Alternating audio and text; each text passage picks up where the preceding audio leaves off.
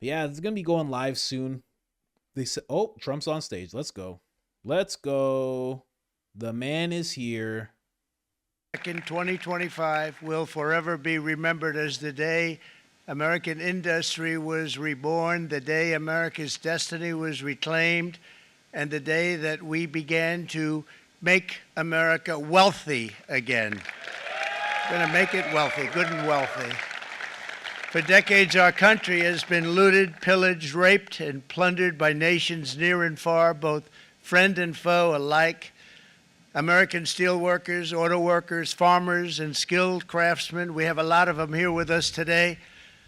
They really suffered gravely. They watched in anguish as foreign leaders have stolen our jobs, foreign cheaters have ransacked our factories, and foreign scavengers have torn apart our once beautiful American dream. We had an American dream that you don't hear so much about. You did 4 years ago, and you are now, but you don't too often, and for many years and decades even, you didn't hear too much about. Our country and its taxpayers have been ripped off for more than 50 years, but it is not going to happen anymore. It's not going to happen. In a few moments, I will sign a historic executive order instituting reciprocal tariffs on countries throughout the world. Reciprocal, that means they do it to us and we do it to them. Very simple, can't get any simpler than that. This is one of the most important days, in my opinion, in American history. It's our declaration of economic independence. For years, hardworking American citizens were forced to sit on the sidelines as other nations got rich and powerful, much of it at our expense. But now it's our turn to prosper, and in so doing, use trillions and trillions of dollars to reduce our taxes and pay down our national debt, and it'll all happen very quickly. With today's action, we are finally going to be able to make America great again, greater than ever before.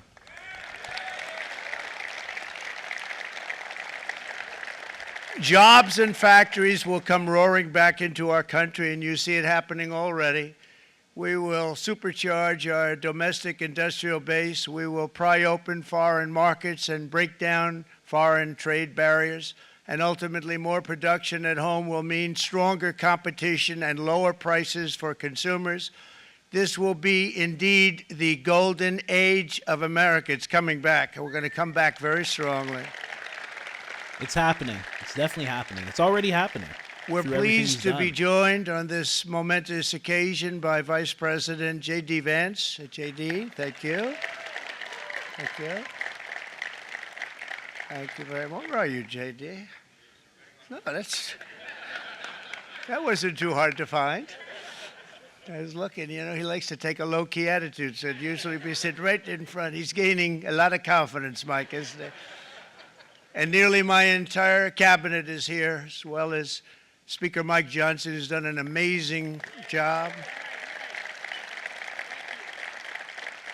And with the great success we had last night in Florida, we have a majority of 7. And 7's like a lot when we had it at 1, right? You've done a fantastic job. And many of the members of the House and Senate are with us. Senators, congressmen, thank you all for being with us. We appreciate it. For decades, the United States slashed our trade barriers on other countries, while those nations placed massive tariffs on our products and created outrageous non-monetary barriers to decimate our industries. And in many cases, the non-monetary barriers were worse than the monetary ones.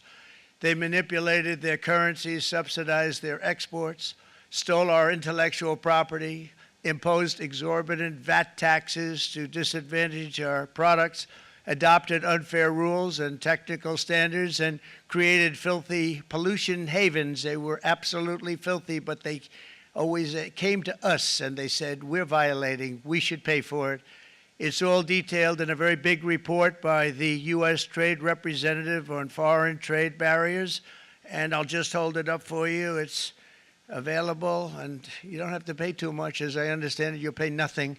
It's a lot of work for something, actually, because it's a special book. It's very Frankly, it's very upsetting when you read it, when you see what people have been doing to us for 30 years.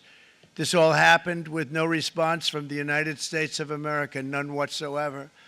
But those days are over. Let me offer just a few examples of the vicious attacks our workers have faced for so many years. The United States charges other countries only a 2.4 tariff on motorcycles. Meanwhile, Thailand and others are charging much higher prices, like 60%. India charges 70%. Vietnam charges 75%, and others are even higher than that. Likewise, until today, the United States has for decades charged a 2.5 tariff. Think of that, 2.5% on foreign-made automobiles. The European Union charges us more than 10% tariffs, and they have 20% VATs, much, much higher. India charges 70%, and perhaps worst of all are the non-monetary restrictions imposed by South Korea, Japan, and very many other nations. As a result of these colossal trade barriers, 81% of the cars in South Korea are made in South Korea. 94% of the cars in Japan are made in Japan. Toyota sells 1 million foreign-made automobiles into the United States, and General Motors sells almost none.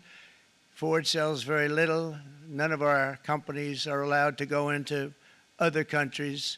And I say that, friend and foe, and in many cases, the friend is worse than the foe in terms of trade. But such horrendous imbalances have devastated our industrial base and put our national security at risk. I don't blame these other countries at all for this calamity. I blame former presidents and past leaders who weren't doing their job. They let it happen, and they let it happen to an extent that nobody can even believe. That's why, effective at midnight, we will impose a 25% tariff on all foreign-made automobiles.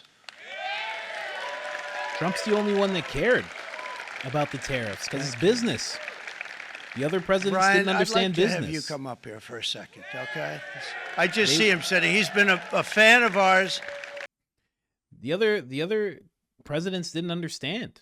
They just didn't understand what a big deal it was to do something like this, and they were probably told not to do it, quite honestly. I grew up just north of Detroit, Michigan, in Macomb County, known as the home of the Reagan Democrats. My first vote for president was for Ronald Reagan. I thought that was going to be the best president I ever saw in my lifetime until Donald J. Trump came along.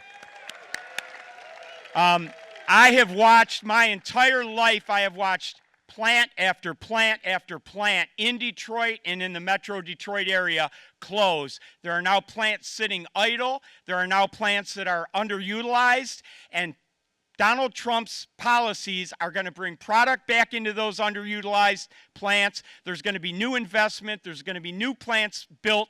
And the UAW members, and I brought 20 of them with me, they're sitting right over here. We support Donald Trump's policies on tariffs 100%. So, Mr. President, we can't thank you enough. And in 6 months or a year, we're going to begin to see the benefits. I can't wait to see what's happening 3 or 4 years down the road. President. That's exactly what I said. 3 or 4 years down the road, the benefits are going to be crazy. He got it before almost anybody else. This group over there, they got it too. And, you know, we won the state of Michigan. We won almost all of them. But we won Michigan by a lot, and I want to just thank you all. The auto workers were fantastic. The Teamsters were fantastic. Everyone was pretty good, I will tell you. Thank you very much. I appreciate it. You're going to be very happy very soon, and you probably see what's happening with all of the, not only car companies, but car companies in particular. You see it with all of the ones they're moving, they're announcing day in, day out. You're seeing it. Nobody's ever seen anything like that. With today's actions, we're also standing up for our great farmers and ranchers who are brutalized by nations all over the world. Brutalized.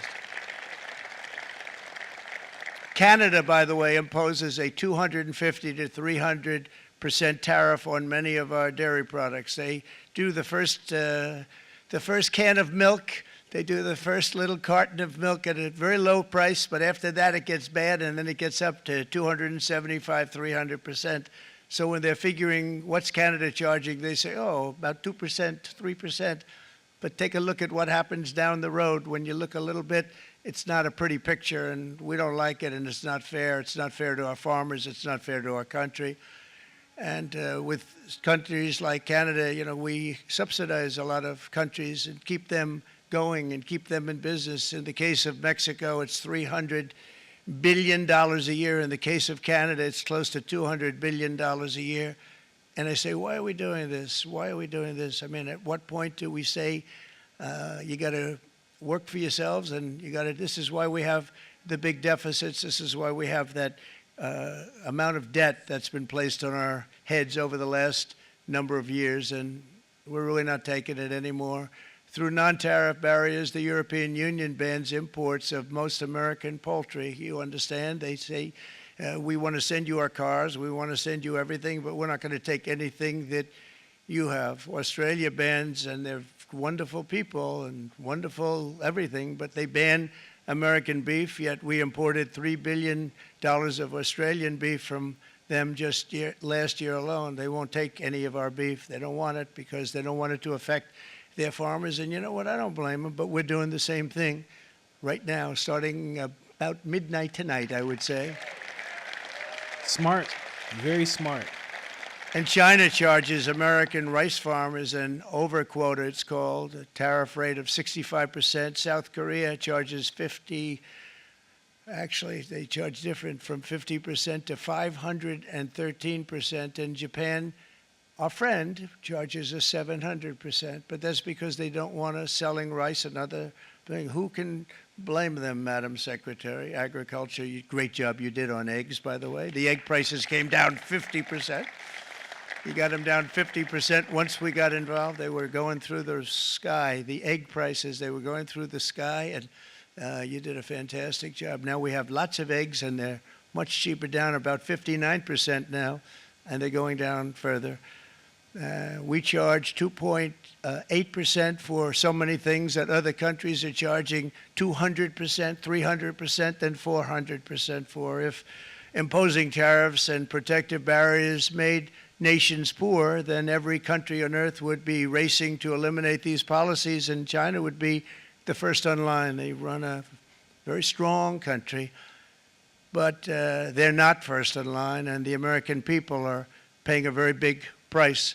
From 1789 to 1913, we were a tariff-backed nation, and the United States was proportionately the wealthiest it has ever been. So wealthy, in fact, that in the 1880s, they established a commission to decide what they were going to do with the vast sums of money they were collecting. We were collecting so much money so fast, we didn't know what to do with it. Isn't that a nice problem to have? What do you think, Marco? Good problem?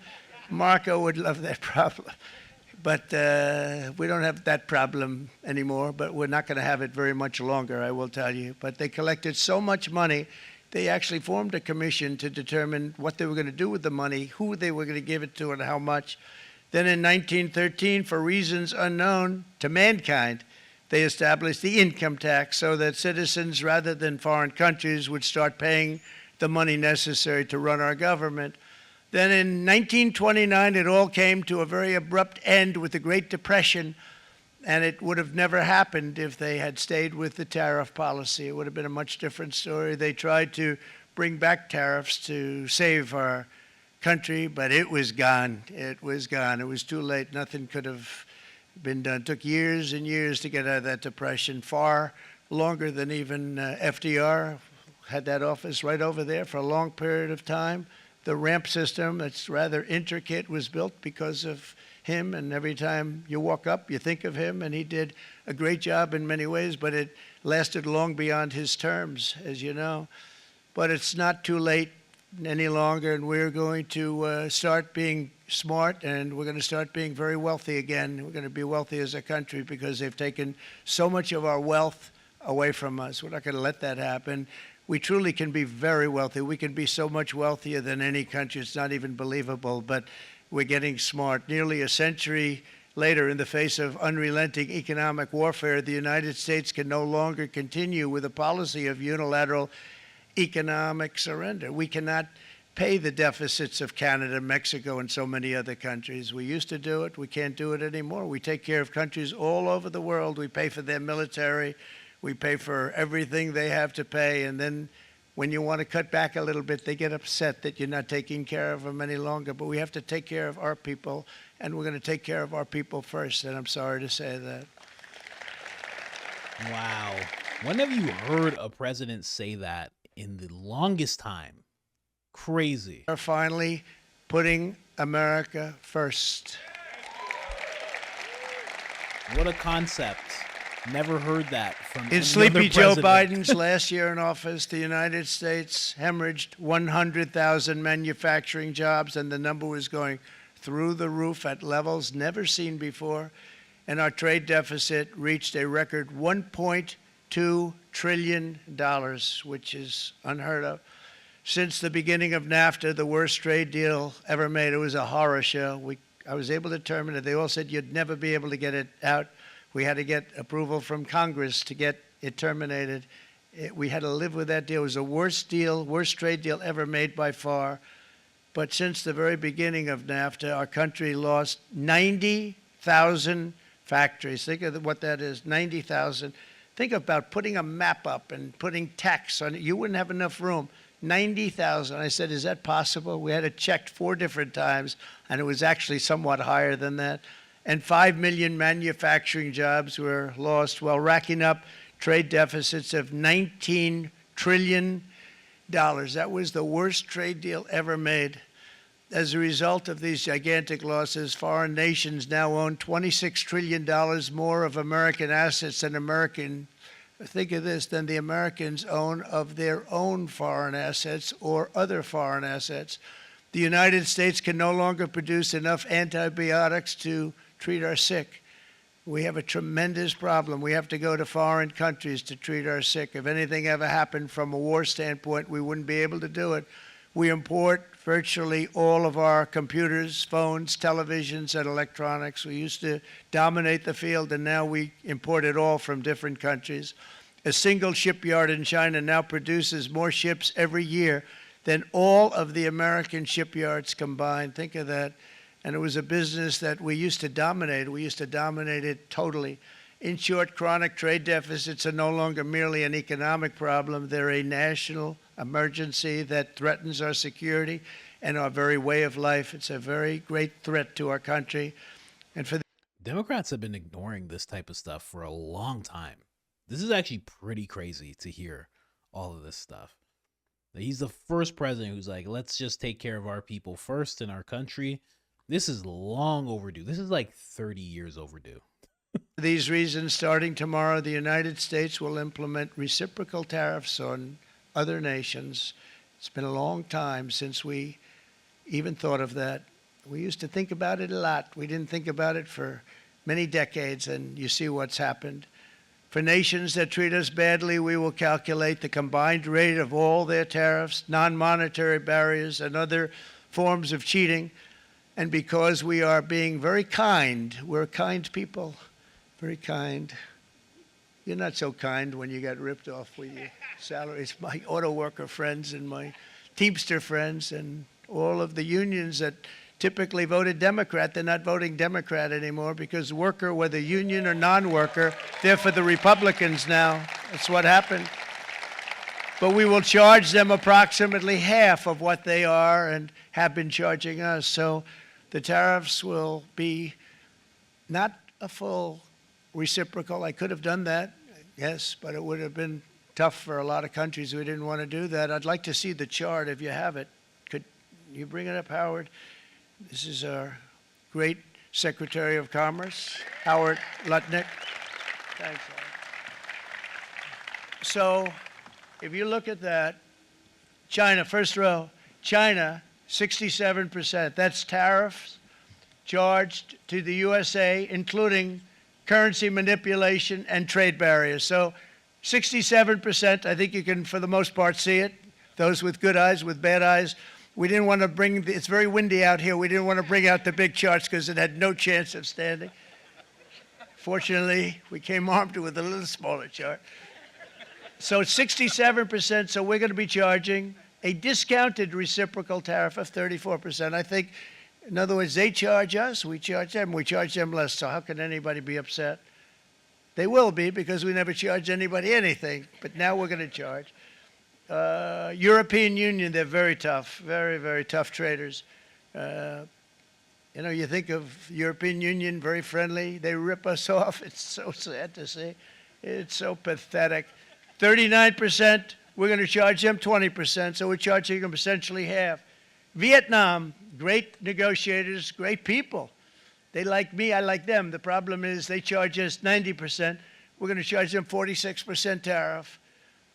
Taiwan, where they took all of our computer chips and semiconductors. We used to be the king, right? We were everything. We had all of it.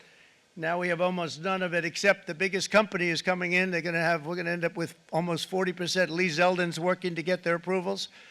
And it's an amazing company. Mr. Wei, of one of the great companies of the world, actually. They're coming in from Taiwan, and they're going to build one of the biggest plants in the world, maybe the biggest for that. But 64%, we're going to charge them 32%. Japan, very, very tough, great people. And again, I don't blame the people for doing it. I think they're very smart in doing it. I blame the people that sat right in that Oval Office, right over there, right behind the Resolute desk or whichever desk they chose. Japan, 46%. They would charge us 46%, and much higher for certain items like cars, you know, little items like cars. 46%, we're charging them 24%. India, very, very tough, very, very tough. The Prime Minister just left, and he's a great friend of mine, but I said, you're a friend of mine, but you're not treating us right. They charge us 52%. You have to understand, we charge them almost nothing for years and years and decades, and it was only 7 years ago when I came in, we started with China and charged them. We took in hundreds of billions of dollars from China in tariffs, and they understood, honestly. President Xi understood. He said, look, I understand, and the other countries, and they all understand. We're going to have to go through a little tough love, maybe, but they all understand. They're ripping us off, and they understood it. Prime Minister of Japan, Shinzo Abe. He was a fantastic man. He was unfortunately taken from us, assassination. But I went to him and I said, Shinzo, we have to do something. A trade is not fair. And he said, I know that, I know that.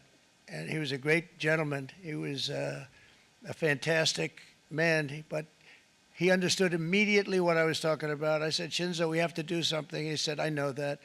And we worked out a deal, and it would have been a much better deal, but frankly, there were many years left on the deal that was made previous to my getting there, but it was something. If you look at Switzerland, 61% to 31%. Indonesia, Malaysia, Cambodia. Oh, look at Cambodia, 97%. We're going to bring it down to 49. They made a fortune with the United States of America. United Kingdom, 10%, and we'll go 10%. So we'll do the same thing. South Africa, 60%, 30%, and they've got some bad things going on in South Africa. You know, we're paying them billions of dollars, and we cut the funding because a lot of bad things are happening in South Africa. The fake news ought to be looking at it. They don't want to report it. Trump should just come out and say it. They're killing white people. It's pretty crazy, actually. They just find a white guy, farmer, and they just go after him. It's pretty crazy. They shouldn't get any money from us. They're terrorists, kind of. I mean, man, Canada has been skimming off the top for a long time. Yup, 100%. And that Florida Democrat who called Cubans uneducated and second-rate communists, yeah, well, if you're in Florida and you say that as a Democrat, you're never getting elected again. That's it. You're done, obviously. But look at this. A lot of countries just suckling, hardcore suckling off of the United States of America. USAID wasn't just supporting other nations, but also just America, and this whole setup was supporting other nations tremendously. Wow. Brazil, 10%, 10%. Bangladesh is 74%. So you see what's going on. Pakistan, 58%. Sri Lanka, 88%. So what we're doing is we're taking not the full, we could take the full 88%. Thanks a lot, Howard. He's doing a very good job. How's he doing, all right? I think you better take it with you. It's not going to last very long. He's going to put it, it's going to follow you down with the wind. I brought a hat just in case it got too windy, but here, would anybody like a hat? I'm not giving it to a cabinet. I'm giving it to the auto workers. Come here.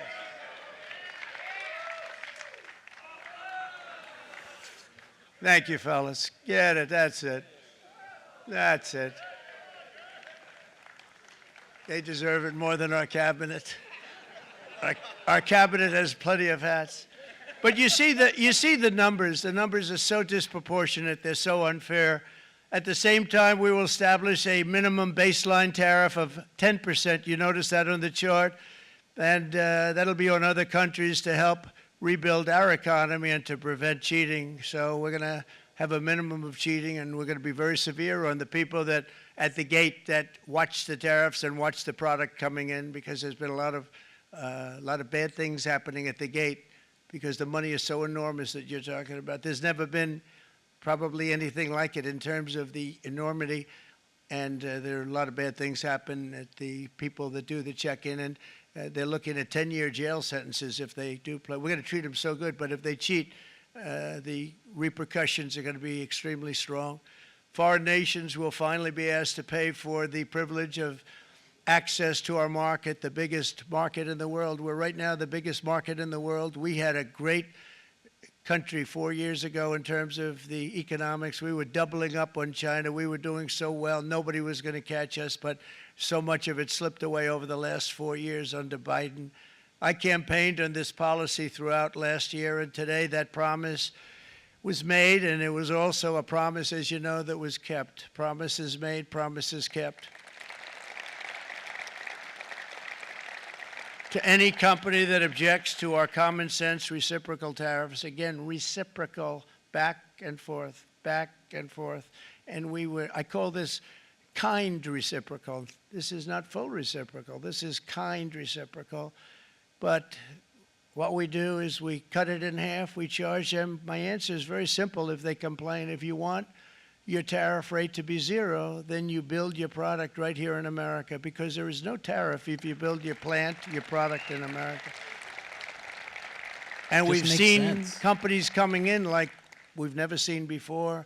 Likewise to all of the foreign presidents, prime ministers, kings, queens, ambassadors, and everyone else who will soon be calling to ask for exemptions from these tariffs. I say, terminate your own tariffs, drop your barriers, don't manipulate your currencies. They manipulate their currencies like nobody can even believe, which is a bad, bad thing and very devastating to us. And start buying tens of billions of dollars of American goods. Tariffs give our country protection against those that would do us economic harm. And many people were looking to do us economic harm. Maybe not so obviously, but they were doing tremendous economic harm. But even more importantly, they will give us growth. These tariffs are going to give us growth like you haven't seen before, and it'll be something very special to watch. I am so looking forward, and Brian, it's going to happen even faster than you said. You know, you might say, but it's already started. It's already started.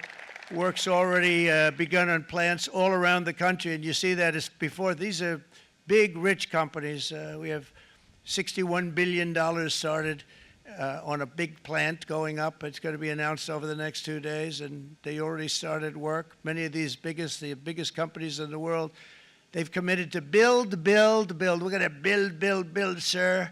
And they came here to see me, and they wanted to know if they could have a press conference. I do as many as I can. I'm pretty busy trying to stop Russia and Ukraine and the Middle East. We got to stop that. We got to stop the Houthis, which we're making tremendous. They like shooting ships down and out of the water, sinking ships.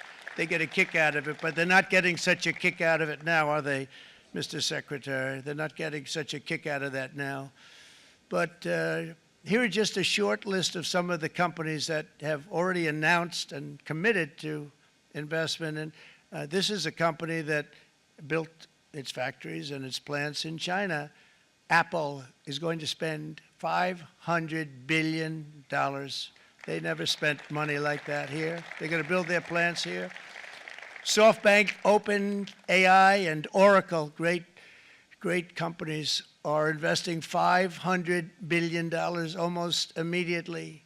NVIDIA, a hot company, is investing hundreds of billions of dollars. They just announced. TSMC, the biggest, most important company in the world of chips from Taiwan, with no investment from us, is investing $200 billion. And they said the reason was, number one, the election of November 5th, and number two, the tariffs. They don't want to pay the tariffs, and the way they're not paying it is to build their plant here. So we're going to go from almost no percentage. We used to have 100% of the chip market. Now it's all in Taiwan. Almost all of it's in Taiwan, a couple of other countries, but mostly in Taiwan. And think of it, we had 100%. We lost it because of people in that office that didn't do their job. They allowed it to be stolen from us. Johnson & Johnson, great company, $55 billion. Eli Lilly, $27 billion. Meta is investing $500 billion. Wow.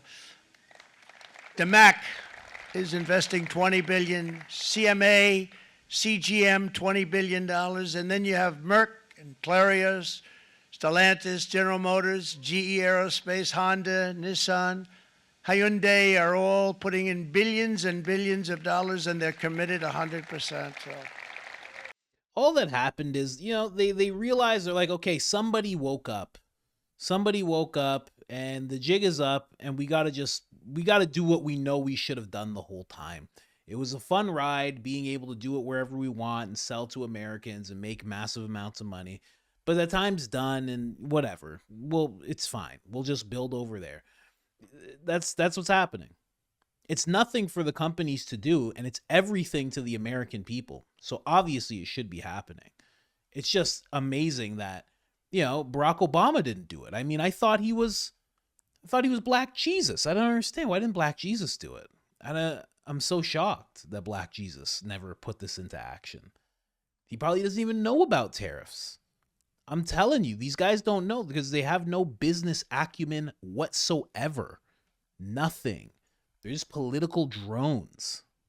And we've never had, and this is after 2.5 months. This is after just a short, this all took place as soon as we came out with what everybody wanted to do. I watched a gentleman today on television, used to work with Lee Iacocca, a very respected automobile person, and he said, because they're asking people, and they try and get as many negative people as they can, but they can't find them too much. It's pretty hard to find in terms of what we're doing, especially when they see all this investment.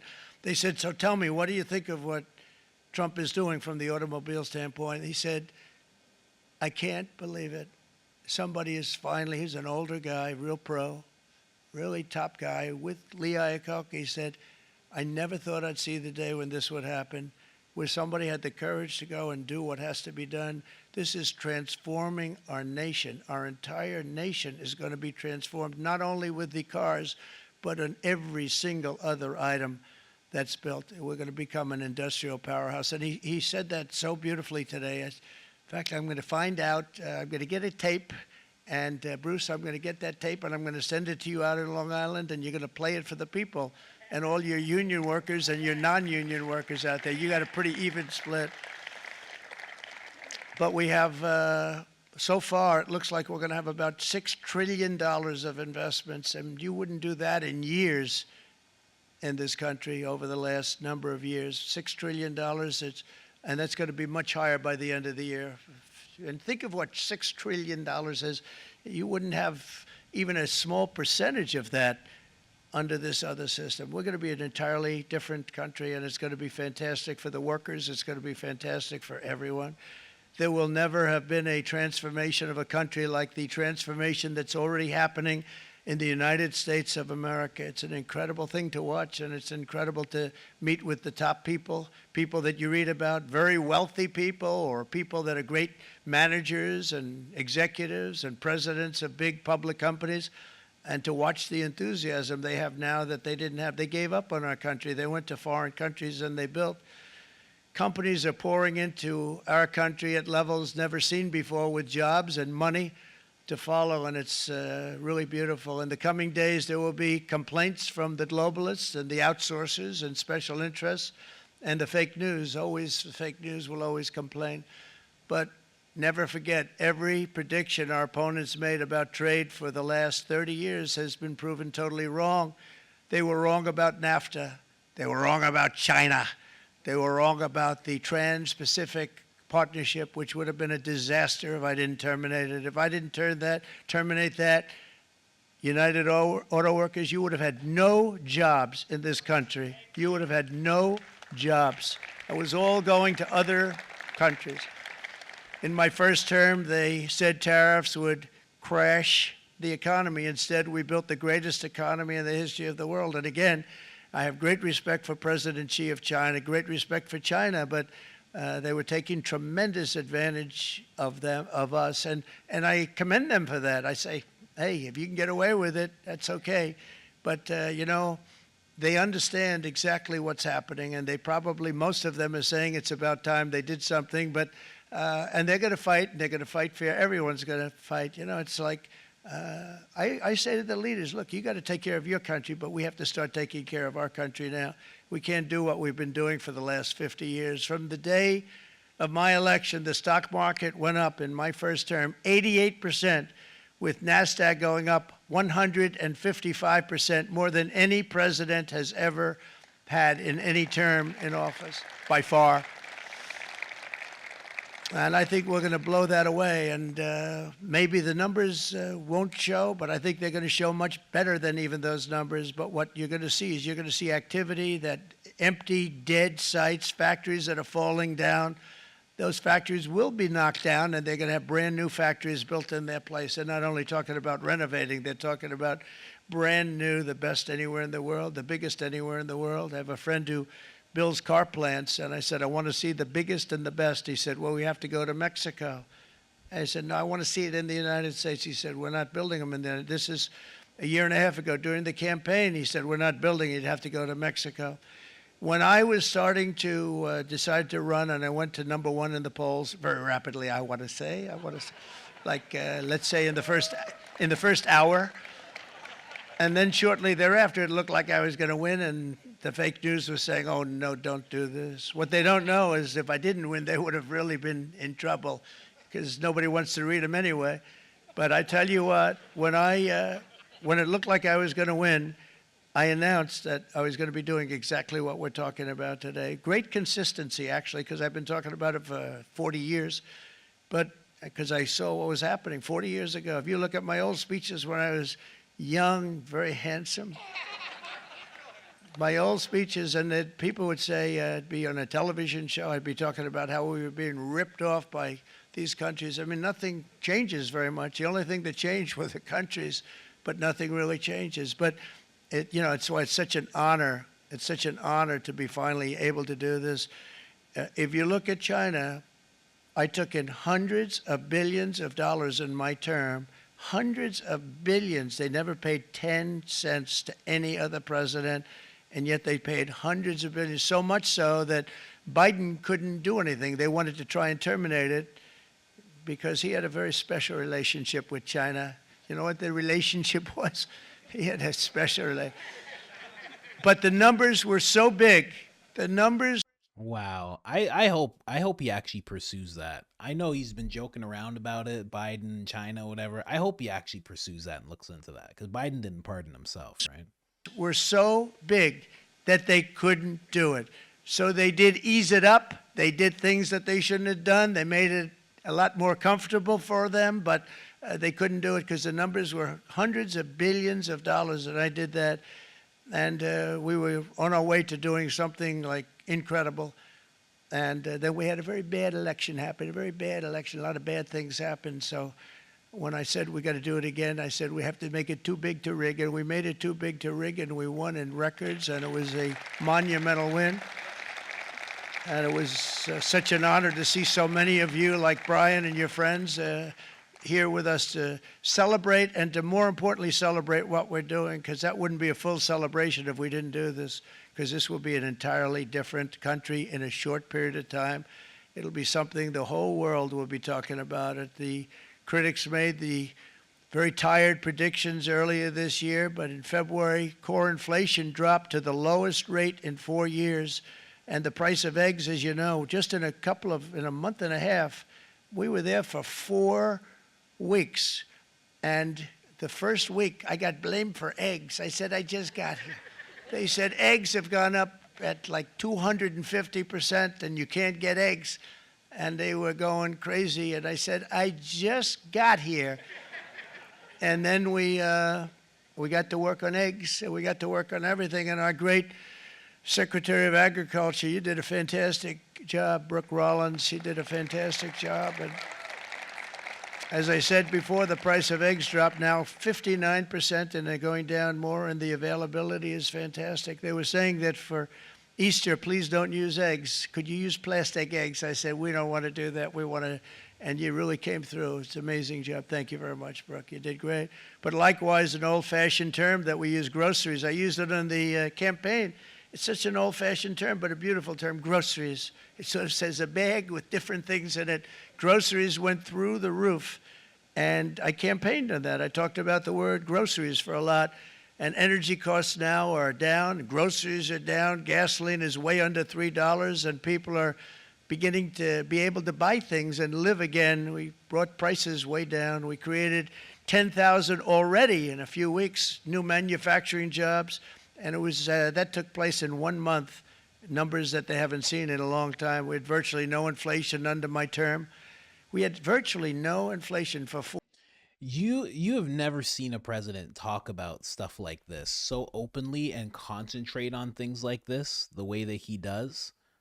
And it's one of the things that going forward, if he doesn't run for a third term, I think he is, that it's going to set a new standard for what presidents talk about. Because if you can remember what Barack Obama would talk about, right? And he's spoken so much more than Barack Obama and Joe Biden combined, actually, already in just this term.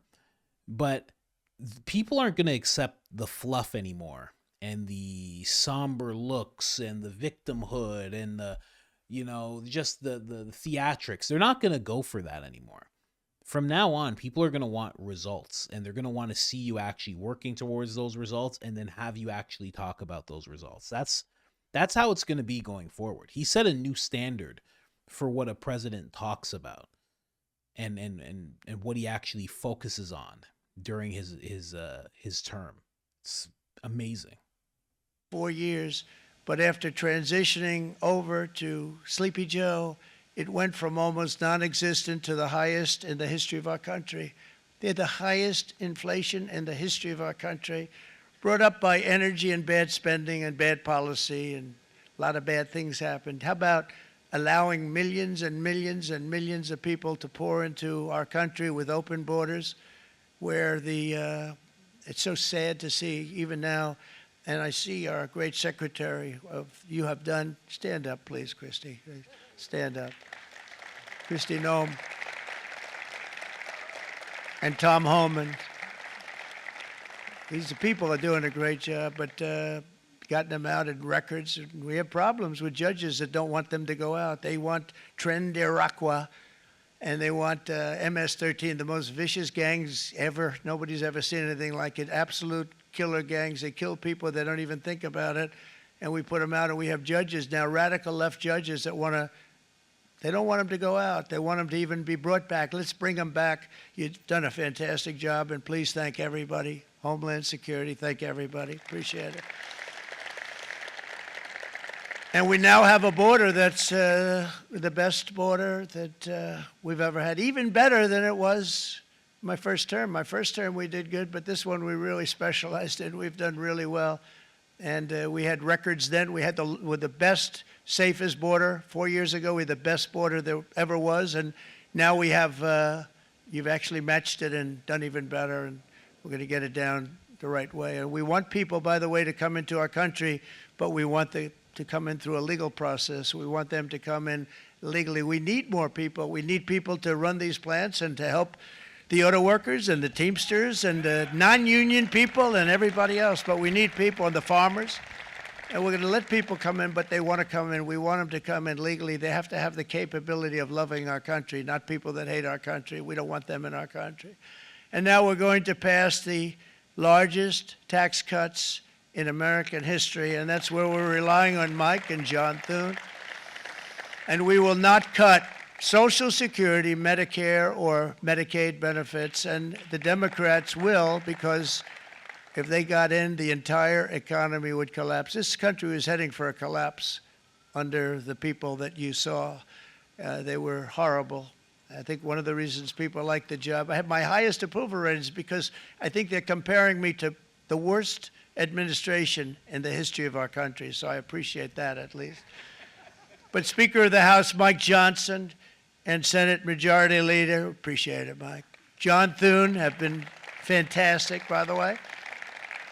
But they've been working tirelessly on taking the next step to pass the plan for our one big, beautiful bill. I'd like to name it that if you can. One big, beautiful. I made that statement about 6 months ago, and everybody calls it one big, beautiful bill. And it will be that. It'll have everything, the big tax cuts and every incentive there is. And it'll be fantastic. And by the way, for the cars, we're asking for an interest deduction on a loan. So if you build the car, only in America we do it, Brian. If the car's not built in America, you don't get the interest rate deduction. But if you build the car in America, if you buy a car, if it's built in America, then you get an interest rate deduction, tax deduction, and that's a big thing. That's going to be a big thing. I think that's going to pay for itself very quickly, that deduction. Never happened. We've never had anything like that before. Somebody said, where do you get the idea? Because it's so basic. You would think that would have happened a long time ago. It never did, and I'm very happy it didn't because now I can say that was my idea. But we're going to get us closer to the debt extension. We have to get the debt extension passed, and I know you're going to be able to do that, Mike, and it's very important that you do that. And all of the other things that the Senate budget plan gives us, along with working, because I know they're working together, John and Mike, and the two bills are going very well together. We need to get our shared priorities done, including certain permanent tax cuts. We want the tax cuts to be permanent, spending cuts, energy and historic investments in defense, border, and so much more. We're covering everything. These will be phenomenal. There'll be no bill like this going to straighten. One bill is going to straighten out our country for many, many years to come. And we said, let's just do it and let's get it done. And some guys will love it and some guys will like it a little bit less because they're not getting what they were exactly looking for, but they're getting a lot. They'll never, if we get this done, it'll be the most incredible bill ever passed in the history of our Congress and Senate and congressmen, the senators and the congressmen, many of whom are here today, will be very proud of themselves. I really believe that. It's going to set us on a whole new prosperous path.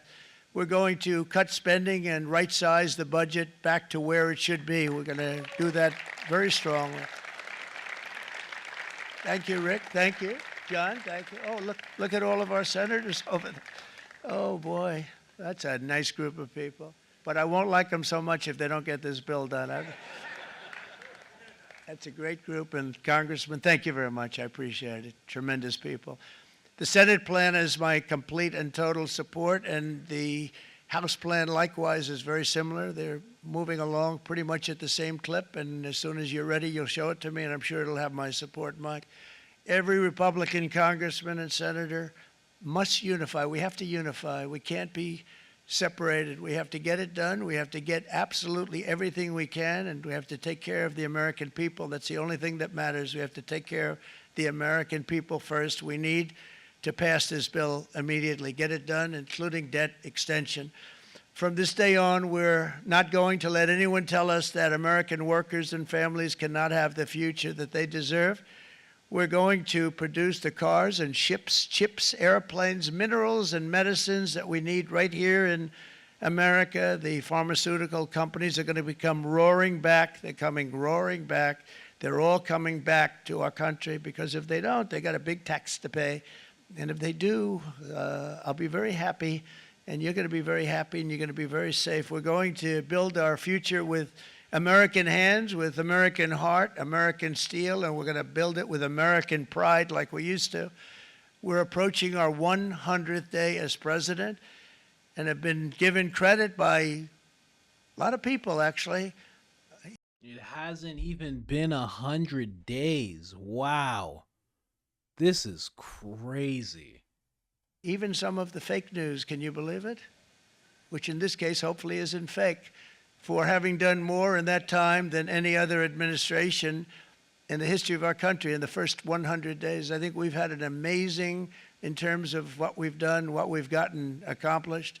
I'd like to see if we can get that war ended and another war from not starting in the Middle East.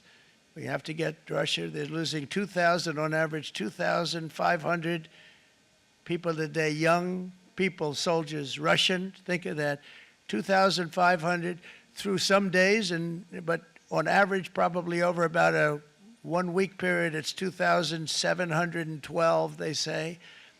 They're losing those soldiers. They're dying. They're being decimated. And they're not from our country, but they're from other countries, but they're human beings. They're from Russia. They're from Ukraine in this period, most of them. And we're going to get it stopped. It's a senseless war that would have never happened if I was president, and it shouldn't be allowed to go on. And I think we're being given good cooperation by Russia and by Ukraine, but we have to get it stopped. It's humanity. It's humanity. It's a terrible thing. This will be a very big moment. I think you're going to remember today. It's going to be a free nation that we're dealing with. We're going to have a very free and beautiful nation. It's going to be Liberation Day in America, and it's going to be a day that hopefully you're going to look back in years to come and you're going to say, you know, he was right. This has turned out to be one of the most important days in the history of our country. God bless you and God bless America. Thank you, everybody. Thank you very much. Thank you. Thank you very much. This guy kept it tight to an hour. Very tight. Trump doesn't usually do that. Usually if it's like an hour, he'll go, okay, we're doing an hour and a half. Kept it very tight. And he's right. He's 100% right. In regards to people realizing what this whole thing was, you will see it in a few years from now. Because you have to understand what this could lead to. Oh, I think they're going to speak more. What this could lead to, are they signing something? They might be signing something.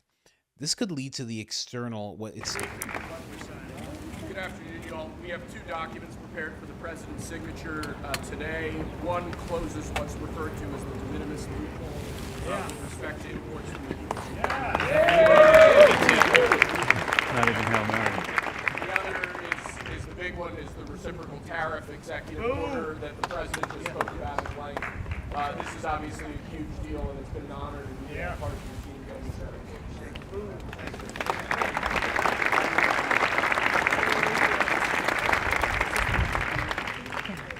This is big stuff.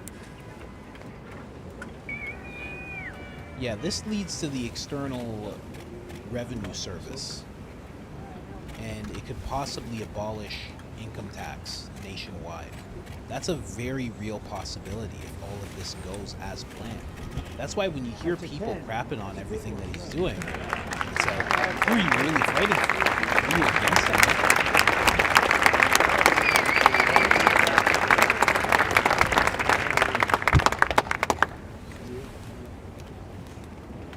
Are you against America? Are you against what could be some of the greatest stuff? That's why so many times, you know, it sounds like hyperbole, but it's like there's so many people that are anti-American within the government, man. They are anti-America. They are un-American. 100%. It's just ridiculous. Absolutely ridiculous. There he goes, signing both of those things. Just what it could lead to. Mr. President, what do you say to American families who are worried they'll pay more?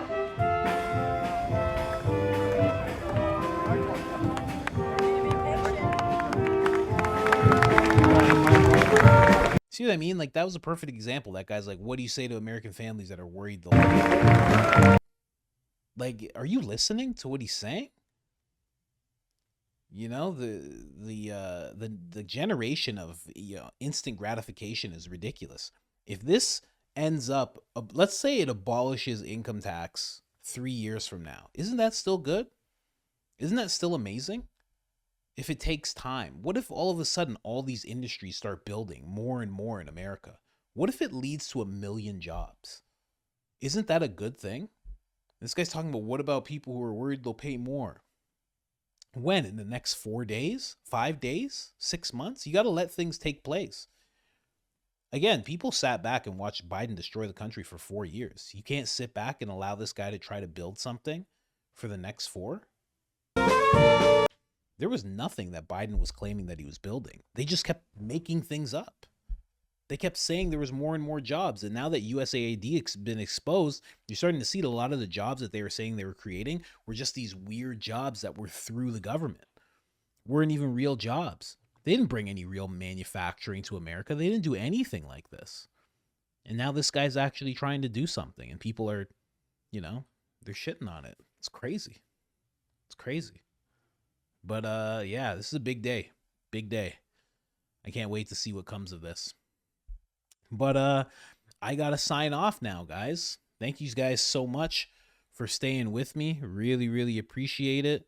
You have no idea how much it means to me when you guys do this. But for now, they're signed off. I got to sign off. I got an appointment to get some impacted earwax pulled out of my ear. That's what I have to do right now. Getting to that age, there's nose hair, there's impacted wax. I'm doing all the older people things, all the older people rituals. So I hate that most so-called reporters try to do gotcha questions. Yeah, it's ridiculous. It's honestly ridiculous, especially when you're listening to what he's trying to do. And listen, if you don't like him, you don't like him. And if you're trying to build a story, I said it before when I was saying I wish I was in these rooms, I was in the White House. You can still ask hard-hitting questions without being disrespectful and doing the whole gotcha thing. You could easily just ask him, where do you see this going? You're talking about this today, but what could this lead to in the next 3 years? And is this something that can all be done away with the next person that comes into power? Let's say they're on the other side of the aisle. Can all of this be done away with? And if so, then what was the point of all this? You can ask him things like that and see if he has answers, but the gotcha questions and everything are just getting ridiculous. Take care, coach. Good hearing you. Yeah. Hopefully I'll be able to hear everything much clearer as well. I may have dozed off for a while, but I appreciate the stream. Did you doze off? That's amazing. It's amazing. But yeah, I got to get going. I got to get to this appointment. And thank you guys so much for being here. I'm going to be doing